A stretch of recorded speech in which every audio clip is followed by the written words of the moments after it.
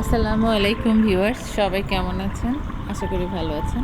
আজকে চলে এলাম একটা ডেজার্ট নিয়ে। আজকের ডেজার্টটা হচ্ছে পুডিং। আজকের পুডিংটা আমি বানাবো দুধ দিয়ে এবং ডিম দিয়ে। প্রথমেই আমি দুধটাকে ভালো মতো জাল দিয়ে নিব এবং জাল দেওয়ার শুরুতেই আমি দুধের মধ্যে কনডেন্স মিল্ক এক কৌটা অ্যাড করে দিব।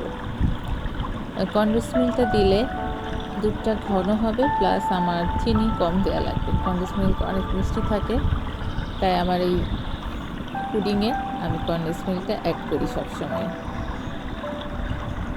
এখানে 1 লিটারের একটু সামান্য বেশি দুধ আছে, এটার মধ্যে পুরো 1 কৌটা কনডেন্স মিল্ক আমি দিয়ে দিলাম।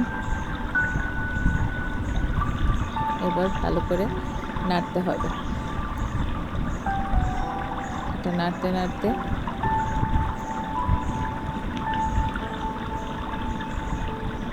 আমি আরও কিছু উপাদান একবারে দিয়ে দিব, তাহলে দুধটা আমার খুব দ্রুতই ঘন হয়ে আসবে। তো এবার চিনি দিয়ে দিচ্ছি। চিনি যেহেতু আমি কনডেন্স মিল্ক দিয়েছি, খুব বেশি দেওয়া লাগবে না, যে যেমন খান সেই অনুযায়ী দিবেন। আমি খুব সামান্যই চিনি দিলাম, কারণ আমাদের বাসায় খুব বেশি কড়া মিষ্টি কেউ খাই না। যেহেতু কনডেন্স মিল্ক দেওয়া আছে, খুব সামান্য মিষ্টি দিলেই হয়ে যাবে।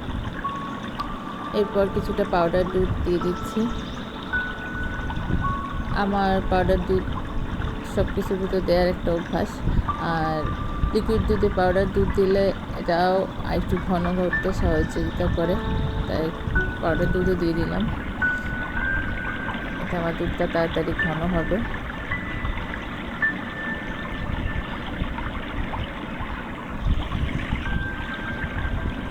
ভালো মতো নাড়তে হবে, নাড়া থামানো যাবে না, বিকজ নিচে না হলে লেগে যাবে।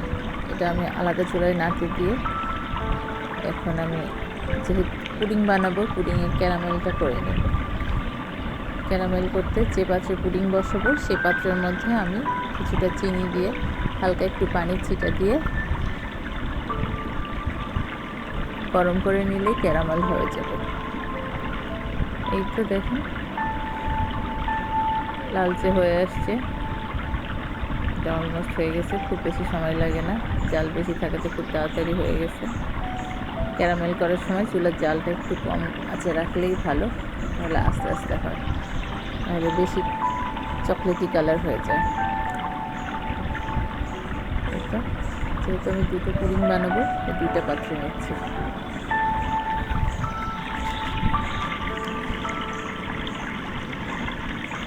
এটাও হয়ে যাবে তাড়াতাড়ি। পানি ছিটিয়ে দিলাম। এটা একটু ডিপ হয়েছে, এটা একটু হালকা কালার রাখবো। আমার পুডিংয়ের হালকা কালারটাই ভালো লাগে, অনেকে ডিপ কালারটাই পছন্দ করে। দুটোই সুন্দর, দুইটা দুই রকম সুন্দর। এই তো আগেরটার কালার ভালোই ডিপ হয়ে গেছে, এই যে এটা হালকা ব্রাউন হতেই আমি নামিয়ে ফেলবো।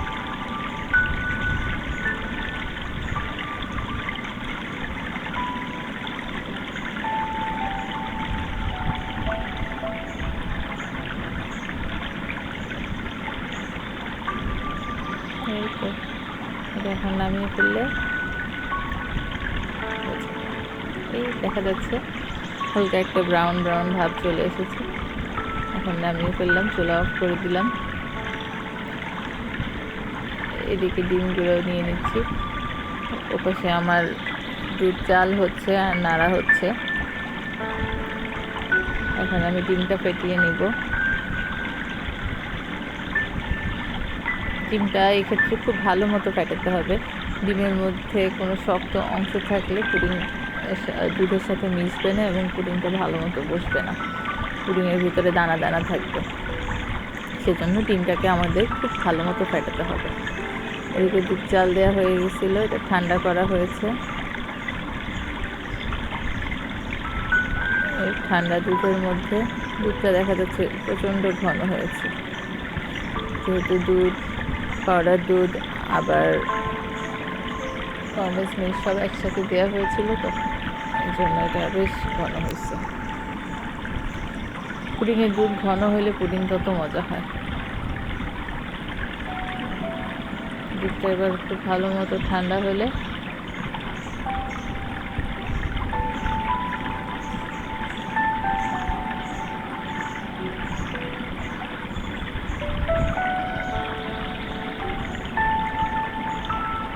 এই যে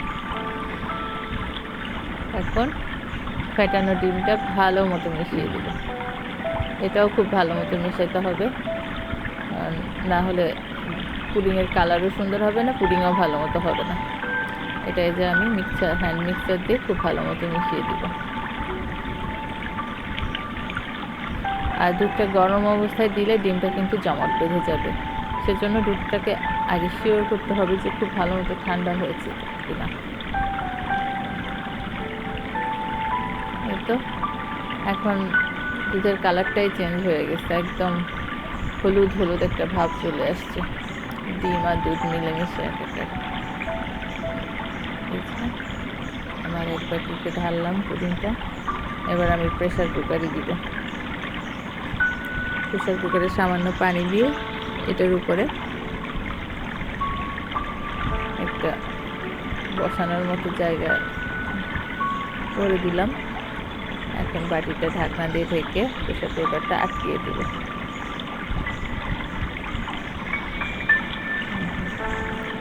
প্রেসার কুকারের মুখ লেগে 3-4টা সিটি দিলেই হয়ে যাবে। 3টা সিটিতেই অলমোস্ট হয়ে যায়, 4টা হলেও খারাপ হয় না। যেহেতু আমি 2টা পুডিং বানিয়েছিলাম, একটু তাড়াহুড়ো থাকায় বাসায় গেস্ট চলে আসছিলো, তাদের দ্রুত ডেজার্ট হিসেবে খাবার দেওয়ার জন্য আমি এটা একটু গরম থাকতেই নামিয়ে নিলাম। দেখে এটা একটু ফেটে গিয়েছে। পুডিং কখনোই গরম অবস্থায় নামাবেন না, পরিপূর্ণ ঠান্ডা হওয়া ছাড়া। আমি এটা কেটে দিতে পারতাম, এডিট করতে পারতাম, কিন্তু না, আমি শুধু আপনাদের দেখানোর জন্যই এটাও দিয়ে দিলাম এই অংশটুকু। তবে আমার পরের পুডিংটা ঠান্ডা হয়েছে ভালো মতো, এই যে এটা, এবং এটা ঢালার পরে দেখবেন কি সুন্দর হয়, ফেটেও যায় না, কোনো প্রকার নষ্টও হয় না। যদিও দুটো পুডিংয়ের টেস্ট একই রকম, তারপরেও দেখার সৌন্দর্য তো আছে। এই যে এটা হালকা ব্রাউনটা একটু সুন্দর হয়েছে। একদম ঠান্ডা হয়ে যাওয়াতে এটা ভেঙেও যায়নি। সেজন্য সবসময় খেয়াল রাখবেন পুডিংটা যেন ভালো মতো ঠান্ডা হয়, গরম না থাকে। ভালো থাকবেন সবাই, বাসায় ট্রাই করবেন। আল্লাহ হাফেজ।